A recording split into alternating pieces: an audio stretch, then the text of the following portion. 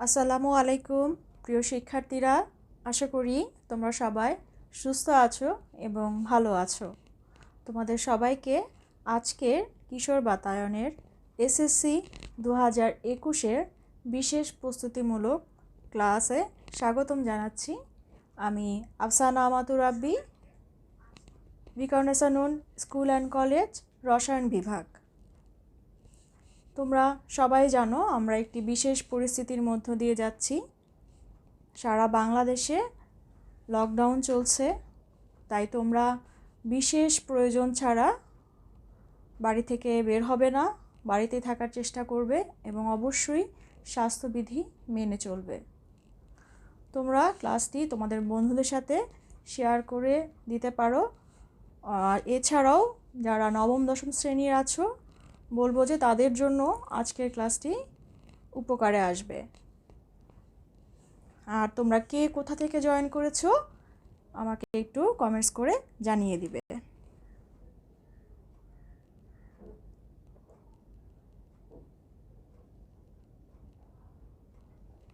আচ্ছা, আছো আফিয়া ইসলাম আফি, ওয়ালাইকুম আসসালাম। আমিরুল ইসলাম বাদশা আছো সাবরিনা সুলতানা রিনা, শুভ বিকেল।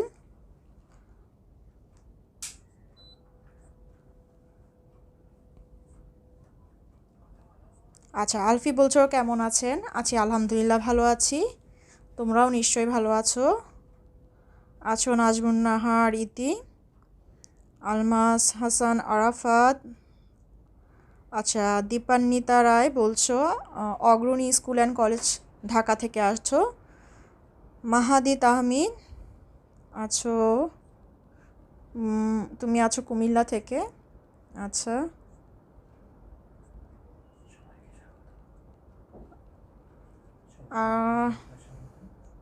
আচ্ছা নাজমুন নাহার ইতি, তুমিও আছো কুমিল্লা থেকে।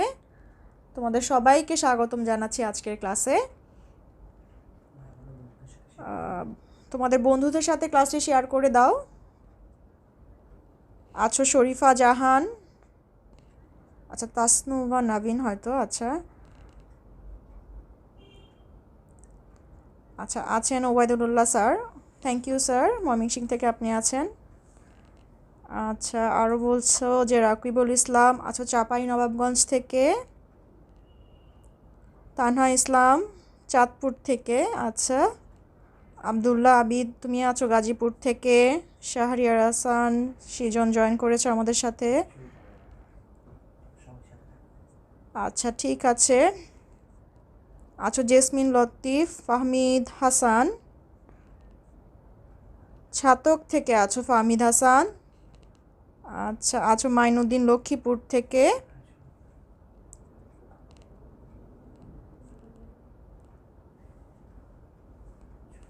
ঠিক আছে, চলো তাহলে আমরা আজকে আমাদের ক্লাসটি শুরু করি। তোমরা জানো আমরা গত ক্লাসে তৃতীয় অধ্যায়ের উপরই সৃজনশীল প্রশ্ন সমাধান করেছিলাম।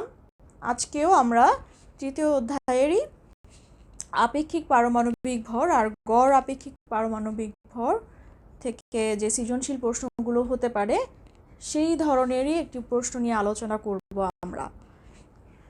তোমরা দেখতে পাচ্ছ আমি একটি সৃজনশীল প্রশ্ন বোর্ডে তুলে রেখেছি।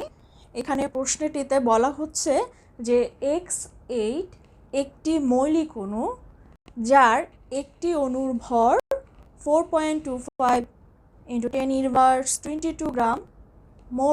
মৌলটির পরমাণুতে ধনাত্মক আধান বিশিষ্ট কণিকা ও নিরপেক্ষ আধান বিশিষ্ট কণিকার সংখ্যা সমান।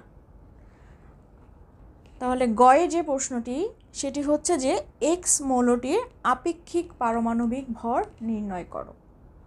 আমরা ইতিমধ্যে জেনেছি যে আপেক্ষিক পারমাণবিক ভর কাকে বলে। আপেক্ষিক পারমাণবিক ভর আমরা বলি যে মৌলটির আমরা আপেক্ষিক পারমাণবিক ভর নির্ণয় করব সেই মৌলটির একটি পরমাণুর ভর, অর্থাৎ একটি পরমাণুর ভর, একটি পরমাণুর ভর ওই মৌলটির যে মৌলটির আপেক্ষিক পারমাণবিক ভর নির্ণয় করতে হবে, ওই মৌলটির একটি পরমাণুর ভর সেটা আমাদের জানতে হবে। আর হচ্ছে কার্বন কার্বন 12 আইসোটোপের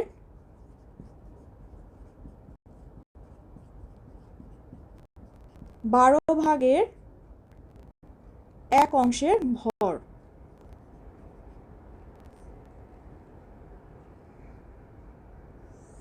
এই তো, এই দুটো জিনিস থাকলে আমরা যে কোনো মৌলের আপেক্ষিক পারমাণবিক ভর নির্ণয় করতে পারবো।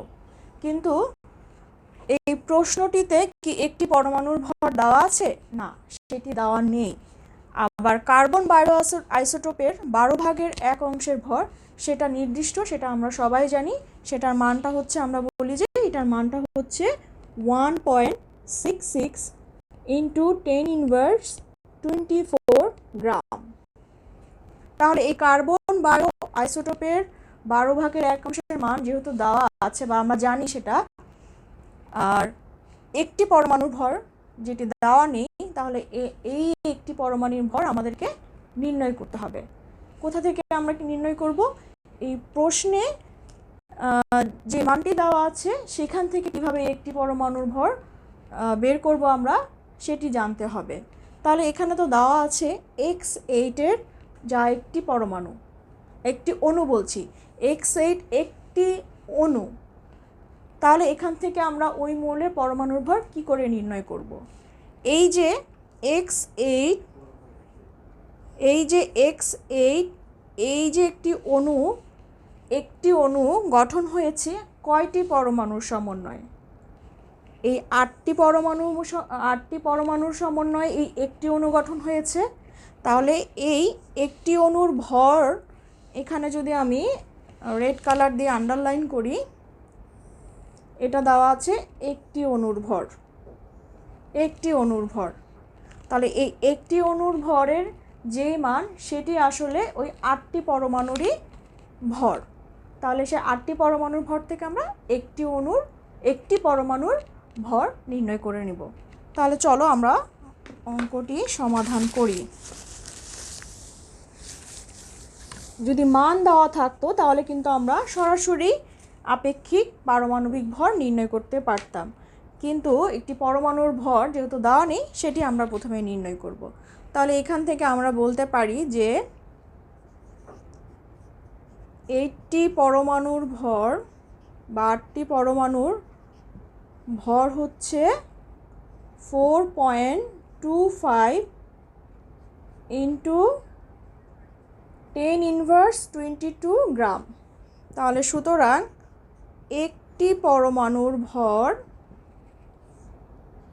আমরা পাবো হচ্ছে, এখানে আমরা 8 দিয়ে ভাগ করে দিব।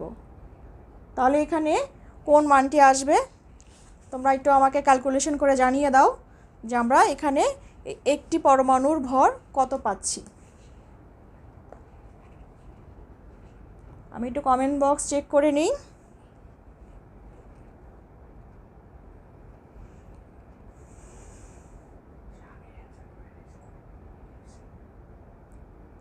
আচ্ছা, লিখে একজন দীপান্বিতা, ভেরি গুড।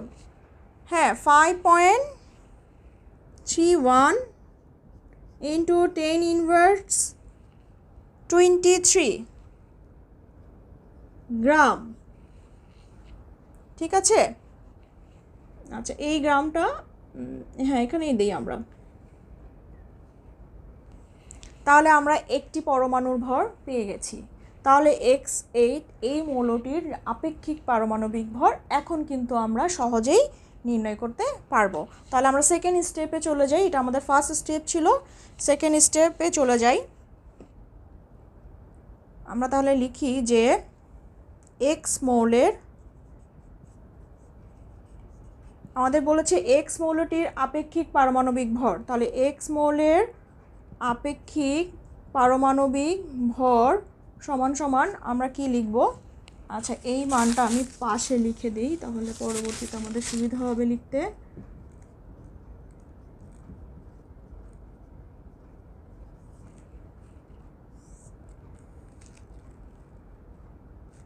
এই 5.31 ইন্টু 10⁻23 গ্রাম, আর কার্বন 12 আইসোটোপের 12/1 ভরের মান হচ্ছে 1.66 ইন্টু 10⁻²4 গ্রাম। এবার ক্যালকুলেশন করলেই আমাদের এক্স মোলের পারমাণবিক ভর আমরা নির্ণয় করতে পারবো। খুব ইজি, এবং বলবো যে শুধু আমাদের মানগুলো জানা থাকলেই আমরা কিন্তু পারছি। আচ্ছা, অনেকেই অ্যান্সার করেছো। একটি পরমাণুর ভর অনেকেই বের করতে পেরেছো। আচ্ছা, সাউন্ড কি প্রবলেম হচ্ছে? বিপ্লব মজুমদার তুমি বের করে ফেলেছো, বলছো 32। আচ্ছা, আরও বলছো শরীফা জান 32। হ্যাঁ, 32। তাহলে আমাকে একটু বলো তো 32 কোন মৌলের পারমাণবিক ভর? এই মৌলটার নাম কি? 32 যার পারমাণবিক ভর, ওই মৌলটির নাম কি? Sound problem? পারমাণবিক ভর না, ঠিক আছে তো সাউন্ড।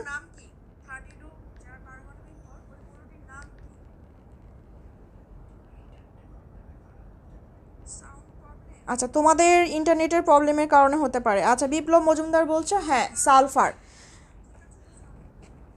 প্রশ্নটির সাথে একটু মিলিয়ে দেখো তো। এই যে এখানে বলেছে যে যেই মৌলটির পারমাণবিক আপেক্ষিক পারমাণবিক ভর 32, বলেছে যে মৌলটির পরমাণুতে ধনাত্মক আধান বিশিষ্ট কণিকা। ধনাত্মক আধান বিশিষ্ট কণিকা হচ্ছে প্রোটন, আর হচ্ছে নিরপেক্ষ আধান বিশিষ্ট কণিকাটি হচ্ছে নিউট্রন। তাহলে সালফারের প্রোটন সংখ্যা, অর্থাৎ সালফার যদি এটা হয় যার ভর হচ্ছে 32 এবং পারমাণবিক সংখ্যা হচ্ছে 16, অর্থাৎ প্রোটন সংখ্যা 16, আর আমরা জানি নিউটন সংখ্যা বের করে হচ্ছে তোমার ভর সংখ্যা থেকে তার প্রোটন সংখ্যা বিয়োগ করে। তাহলে 32 থেকে যদি 16 বাদ দিই তাহলে নিউটন সংখ্যা কিন্তু 16ই আসে। তাহলে একমাত্র সালফারের প্রোটন সংখ্যা এবং নিউটন সংখ্যা সমান। তাহলে আমরা কিন্তু আমাদের উত্তরটি সঠিক হয়েছে কিনা আমরা নিজেরাই কিন্তু মিলাতে পারলাম। এখন যদি বলা হয় যে এই X8 মৌলটির X8 অণুটির আণবিক ভর নির্ণয় করো, যদি বলা হয় আণবিক ভর নির্ণয় করো, তাহলে কি আমরা নির্ণয় করতে পারবো? অবশ্যই পারবো।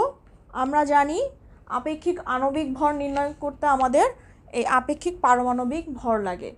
আর ওই যে অণুটির আমরা আপেক্ষিক আণবিক ভর নির্ণয় করব, সেটির হচ্ছে আমরা কি করব, তার পারমাণবিক ভরকে ওই অণুতে যতটি পরমাণু সংখ্যা আছে সেটি দিয়ে গুণ করলে আমরা আপেক্ষিক আণবিক ভর পাবো। এখন যদি এই অণুটির আমরা আপেক্ষিক আণবিক ভর নির্ণয় করি তাহলে আমরা কি লিখব? তোমরা অনেকেই উত্তর করতে পেরেছো, যারা অ্যান্সার দিয়েছো তোমাদেরকে অসংখ্য ধন্যবাদ। আচ্ছা, তাহলে এখন বলছি যে এই অণুটির আপেক্ষিক আণবিক ভর, আপেক্ষিক আণবিক ভর, তাহলে আমরা কি করব? আমরা তো পেলামই এক্স এর পারমাণবিক ভর হচ্ছে 32 ছিল, যেটা আমরা নির্ণয় করলাম, আর তার পরমাণু সংখ্যা হচ্ছে 8। এই 8 দিয়ে গুণ করলেই আমরা পাচ্ছি হচ্ছে 256। এটা হচ্ছে এক্স অণুটির আণবিক ভর। তাহলে আমরা আপেক্ষিক পারমাণবিক ভরও নির্ণয় করলাম, সাথে কি এই এক্স মৌলটির আপেক্ষিক আণবিক ভর কিভাবে নির্ণয় করতে হয় সেটিও আমরা জেনে নিলাম। আমাদের এটির উত্তর হচ্ছে এই 256। তোমরা আমাকে জানিয়ে দাও যে এই অণুটির, অর্থাৎ অ্যামোনিয়াম সালফেট এর আণবিক ভর কত? আমাকে একটু উত্তর করে তোমরা জানিয়ে দাও।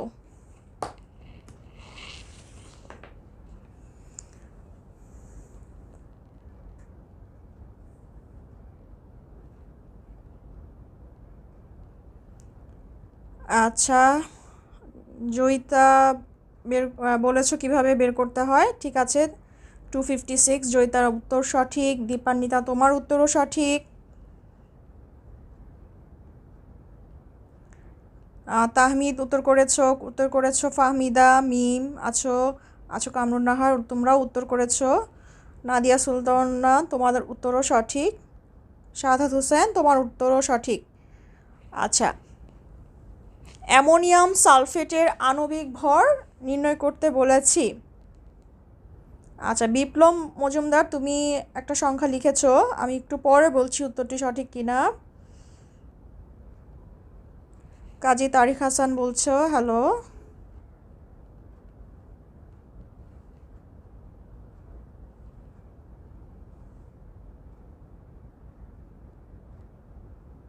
আচ্ছা, আরও উত্তর চাচ্ছি, আরও তোমাদের কাছ থেকে আরও উত্তর চাচ্ছি। বিপ্লব মজুমদার তোমার উত্তরটি সঠিক হয়েছে। অর্থাৎ এখানে অ্যামোনিয়াম সালফেট। তাহমিদ 132 লিখেছ, সামিয়াউর রহমান 132 লিখেছ, তানহা ইসলাম তুমিও 132 লিখেছ। আচ্ছা, সবাই বলছো 132, তার মানে তোমরা পারো, ভেরি গুড।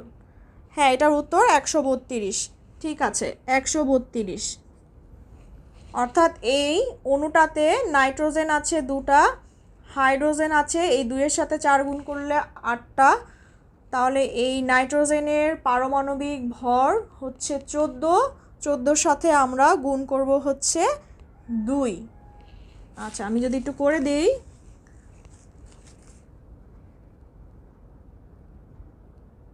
অর্থাৎ 2 ইন্টু 14 প্লাস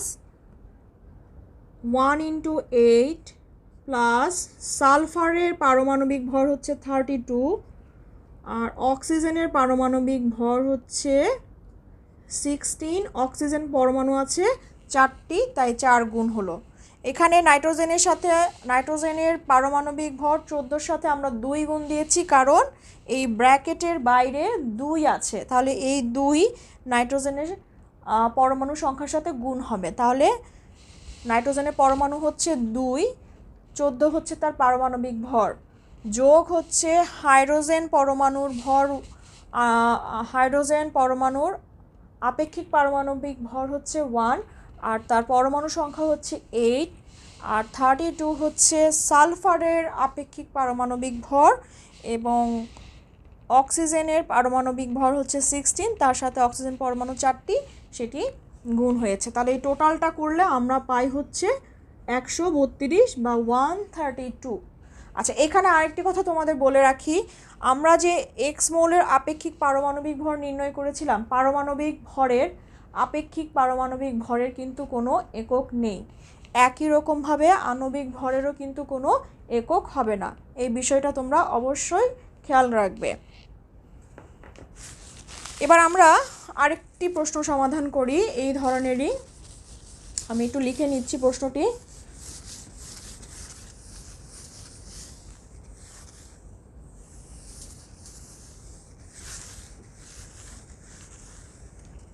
আচ্ছা, প্রশ্নটি আমার দ্বিতীয় প্রশ্নটি হচ্ছে যে একটি পরমাণুতে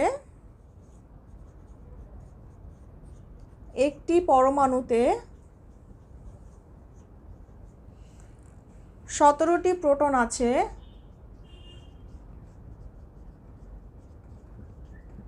ও 18টি নিউট্রন বিদ্যমান।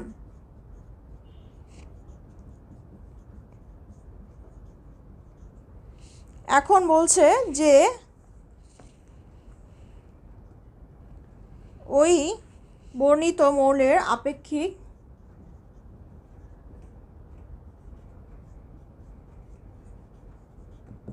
আপেক্ষিক পারমাণবিক ভর কত?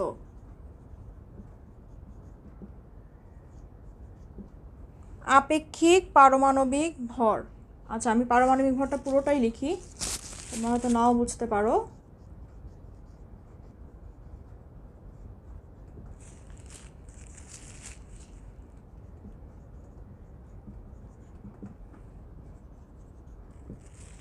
নির্ণয় করো। যেখানে বলা হচ্ছে যে প্রোটনের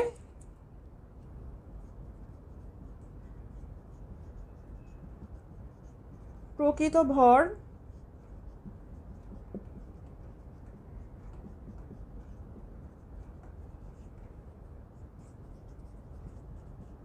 নিউট্রনের প্রকৃত ভর 10^24 গ্রাম। এগুলো সবই প্রশ্নে দেওয়া আছে। এখন আমাদের আপেক্ষিক পারমাণবিক ভর নির্ণয় করতে বলা হয়েছে। তাহলে এই আপেক্ষিক পারমাণবিক নির্ণয় করার জন্য আমরা কি করব? সেই সূত্রটাই ব্যবহার করব যে মোলের একটি পরমাণুর ভর ও তার হচ্ছে কার্বন 12 আইসোটোপের ভরের 12/1 যে ভরটা আছে সেটার অনুপাতই হচ্ছে আপেক্ষিক পারমাণবিক ভর। তাহলে সেই প্রশ্নটাই আবার ঘুরে ফিরে আসছে যে এখানে কিন্তু মৌলের একটি পরমাণুর ভর দেওয়া নেই। তাহলে এখন আমরা কি করব? তাহলে প্রশ্নে আমরা দেখব যে প্রশ্নে কি মান দেওয়া আছে, সেখান থেকে কি একটি পরমাণুর ভর নির্ণয় করা যায়। তাহলে যদি একটি পরমাণুর ভর নির্ণয় করতে হয় তাহলে কি করতে হবে? এখানে দেখো একটি পরমাণুতে 17টি প্রোটন আর 18টি নিউট্রন বিদ্যমান। এখান থেকে আমরা যে মৌলের একটি পরমাণুর ভর সেটি নির্ণয় করতে পারবো। অর্থাৎ কিভাবে আমরা লিখব?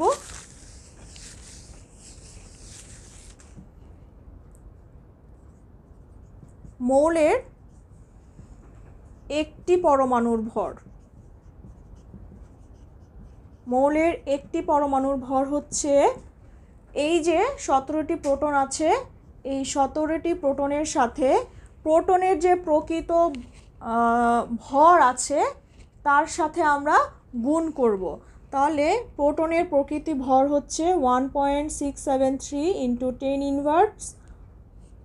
10^24, সাথে আমরা যোগ করব হচ্ছে যে নিউট্রন আছে, 18টি নিউট্রন আছে, সেই নিউট্রনের সাথে নিউটনের যে প্রকৃত ভর হচ্ছে তার গুণফলকে।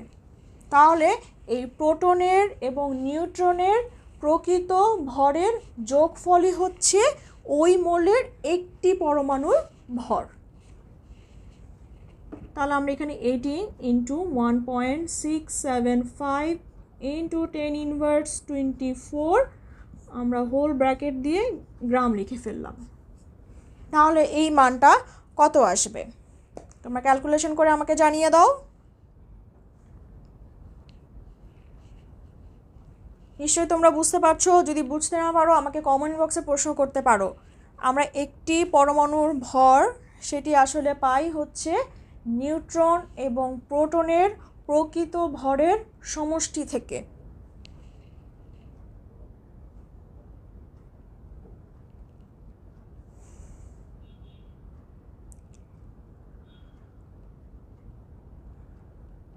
আচ্ছা,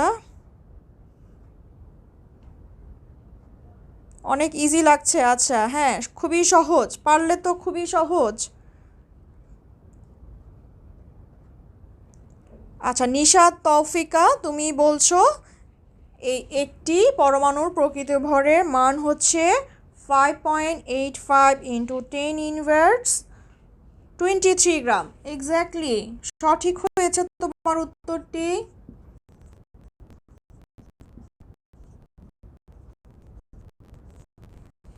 তাহলে যখন আমাদের একটি পরমাণুর ভর দেওয়া থাকবে না তাহলে আমরা কিন্তু এই প্রোটন এবং নিউট্রনের সংখ্যার প্রকৃত ভরের যোগফল থেকে কিন্তু আমরা একটি পরমাণুর প্রকৃত ভর পেয়ে গেলাম। এবার তো আমরা ওই সূত্র, আমাদের কমন সূত্র আপেক্ষিক পারমাণবিক ভরের যে সূত্রটি আছে সেই সূত্রে আমরা এই মানটি এবং কার্বন 12 আইসোটোপের 12/1 যে মানটি আছে ওই মানটি বসিয়ে দিলেই আমাদের এই মৌলটির আপেক্ষিক পারমাণবিক ভর আমরা নির্ণয় করতে পারবো। আচ্ছা, আর উত্তর জানিয়েছো, অর্থাৎ একটি পরমাণুর ভর মাহমুদ তুমি জানিয়েছো, ঠিক আছে তোমারটা।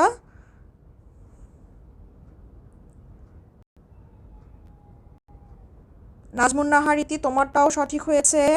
মাহিনুর মাহি সঠিক হয়েছে তোমার উত্তর। আচ্ছা, সাউন্ড ক্লিয়ার না, আমি তো শুনতে পাচ্ছি সাউন্ড ঠিক আছে।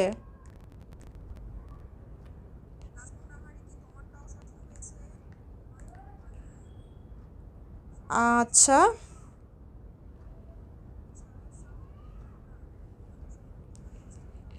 আচ্ছা দীপান্বিতা রায়, তুমি আগে আগে করে ফেলেছো। আমরা ওই মৌলটির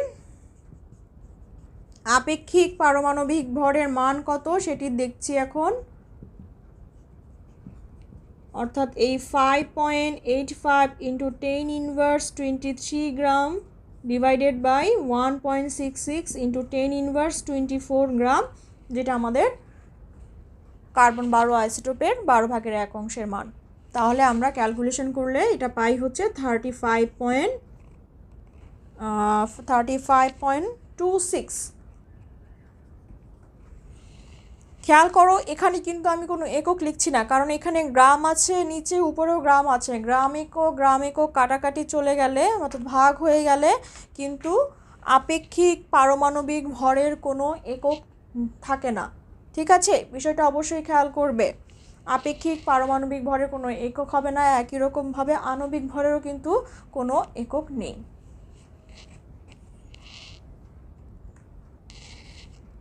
আচ্ছা, তানহা ইসলাম, নিশাত তৌফিকা, ঠিক আছে তোমাদের উত্তর। ওকে, এবার চলো আমরা যাব হচ্ছে গড় আপেক্ষিক পারমাণবিক ভর। গড় আপেক্ষিক পারমাণবিক ভরটা আসলে কি? এই যে আমরা বলছি যে আইসোটোপ আছে, বিভিন্ন মৌলেরই আইসোটোপ আছে, আমরা আইসোটোপ পড়েছিলাম। অর্থাৎ একই মৌলের একাধিক ভর সংখ্যা বিশিষ্ট মৌলগুলোকে আমরা বলেছিলাম আইসোটোপ। তাহলে এই আইসোটোপ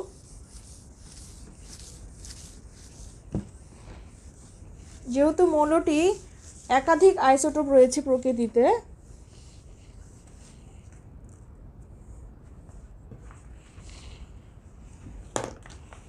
আমি আরেকটি প্রশ্ন লিখছি।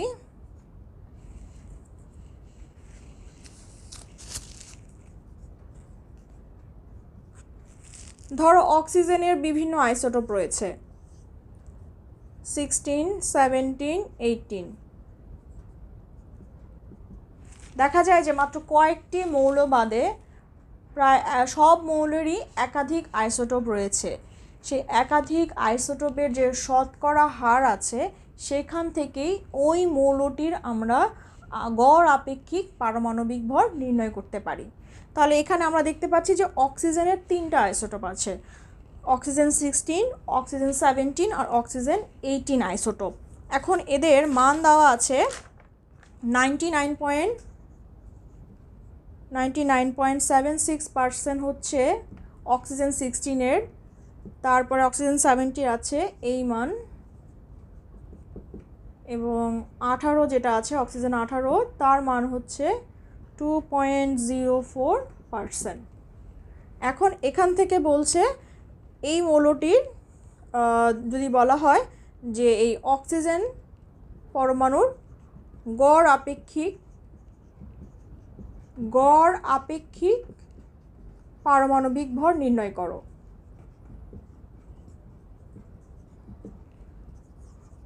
কিছুই না, আমরা কিভাবে নির্ণয় করব, এই অক্সিজেনের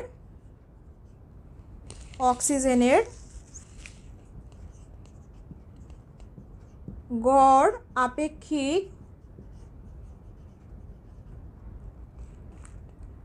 আপেক্ষিক পারমাণবিক ভর।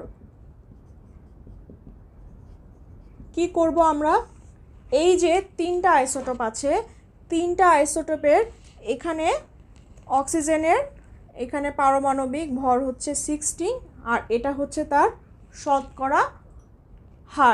শতকরা হারের পরিমাণ।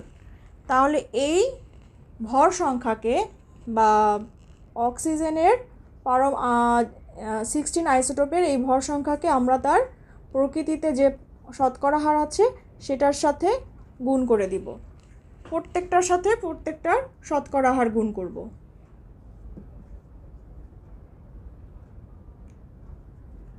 প্লাস হচ্ছে এখানে নিচে লিখে দিই আমি, এই 18 হচ্ছে তার ভর সাথে তার প্রকৃতিতে প্রাপ্ত শতকরা হার, এটা যোগ করে দিয়ে আমরা 100 দ্বারা ভাগ করলেই অক্সিজেনের গড় আপেক্ষিক আপেক্ষিক ভর আমরা নির্ণয় করতে পারবো।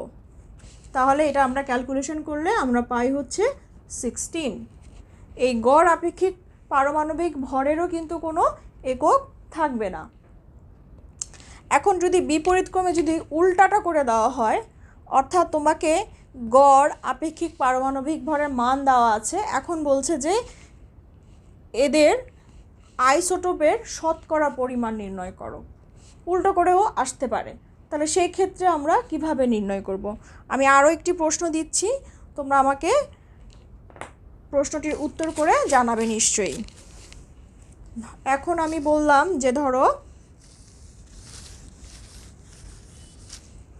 দুটি পরমাণু বা দুটি আইসোটোপ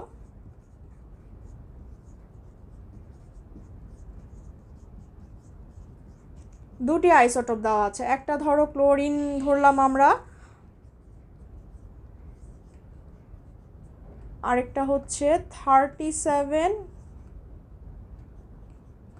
দুটো আইসোটোপ দেওয়া আছে এবং বলা হচ্ছে যে ক্লোরিনের গড় আপেক্ষিক পারমাণবিক ভর হচ্ছে 35.5। প্রশ্নটি হচ্ছে দুটি আইসোটোপের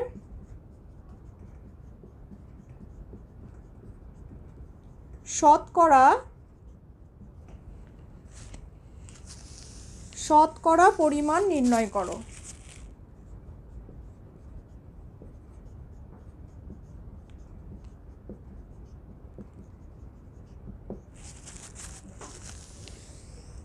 তাহলে এখন আমরা কি করব? আমাদের দুটি আইসোটোপের ভর দেওয়া আছে আর হচ্ছে ক্লোরিনের গড় আপেক্ষিক পারমাণবিক ভর দেওয়া আছে, আমাদের শতকরা পরিমাণ নির্ণয় করতে হবে। এখন আইসোটোপ আছে কয়টা? দুটা আছে। এখন তার শতকরা পরিমাণ যেহেতু আমাদের নির্ণয় করতে হবে, সেটাকে আমরা ধরে নিব। তাহলে ধরলে আমরা কি বলবো যে এই প্রথম আইসোটোপটার কথা যদি চিন্তা করি যে 35 ক্লোরিন এর শতকরা পরিমাণ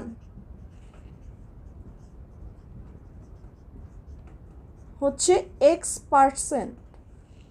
তাহলে পরের যে আইসোটোপটি আছে তার পার্সেন্টেজটা আমরা কত ধরব?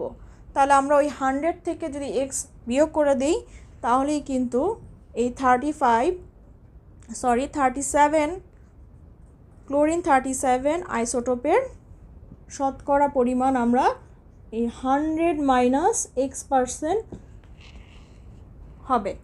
তাহলে আমরা এখন প্রশ্ন মতে কী লিখতে পারবো? প্রশ্ন মতে আমাদের যে সূত্রটা ছিল সেটা কি ছিল, যে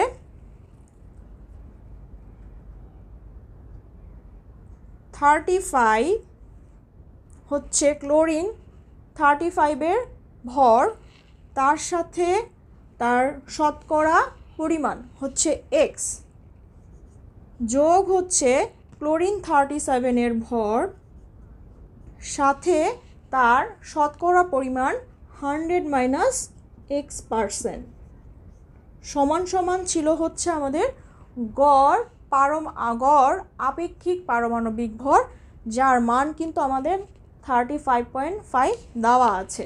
তাহলে এখানে যদি আমরা 35.5 দেই, তাহলে এবার যদি আমরা ক্যালকুলেশন করি, আচ্ছা এখানে আমাদের একটু ভুল হয়েছে, এখানে আমরা সূত্র অনুসারে 100 দ্বারা ভাগ করব। এবার ক্যালকুলেশন করে দেখো x এর মান কত আসে। তোমরা আগেই করে ফেলেছো, হ্যাঁ খুব সহজ ছিল। 75% এবং 25%। আচ্ছা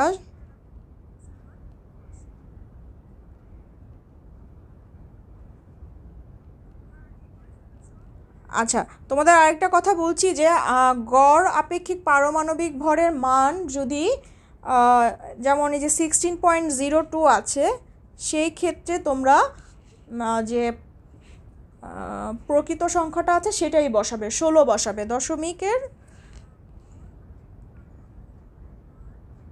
না দিলেও চলবে, ওখানে 16 যে নাম্বারটা আছে ওই নাম্বারটা দিলেই চলবে। আচ্ছা, এটার উত্তর অনেকেই করেছো। শাহাদাত হোসেন করেছো, আলমাস হোসেন করেছো, নাদিয়া সুলতানা সঠিক হয়েছে, ফাহমিদা হাসান তোমার উত্তরও সঠিক হয়েছে।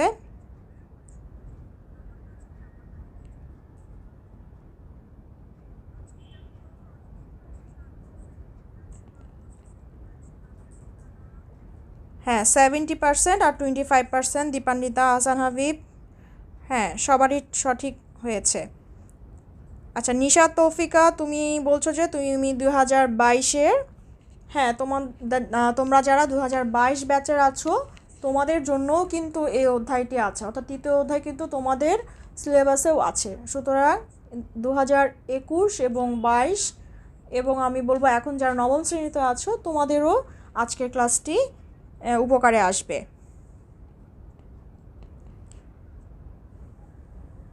তো শিক্ষার্থী বন্ধুরা, আমরা কিন্তু তৃতীয় অধ্যায়ের উপরে প্রায় 3টি ক্লাস নিয়ে নিলাম এবং আমরা মোটামুটি সব ধরনের প্রশ্নই সলভ করার চেষ্টা করেছি। বিশেষ করে গাণিতিক পার্টগুলো, গত 2 ক্লাস মিলেছিল গাণিতিক পার্টগুলো, অর্থাৎ আমরা বোর পরমাণু মডেল থেকে কিছু গাণিতিক সমস্যা করেছিলাম গত ক্লাসে, এবং আজকে করলাম হচ্ছে আপেক্ষিক পারমাণবিক ভর, গড় আপেক্ষিক পারমাণবিক ভর এবং আপেক্ষিক আণবিক ভরের উপরে। তো এই তৃতীয় অধ্যায়ে কিন্তু যত ধরনের ম্যাথ হতে পারে তার প্রত্যেকটি আমি ধরে ধরে করানোর চেষ্টা করেছি, কেমন সৃজনশীল হতে পারে সেটার চেষ্টা কিন্তু করেছি। এছাড়াও আরও টুকিটাকি বিষয় আমরা আলোচনা করেছি যেগুলো তোমাদের অবশ্যই কাজে লাগবে। ইনশাআল্লাহ আমরা পরবর্তী ক্লাসে নতুন কোনো অধ্যায়ে নিয়ে আবার শুরু করব। সেই পর্যন্ত তোমরা সবাই সুস্থ থাকো, ভালো থাকো এবং সবাই সবার জন্য দোয়া করবে আমরা যেন সবাই ভালো থাকতে পারি। আল্লাহ হাফেজ।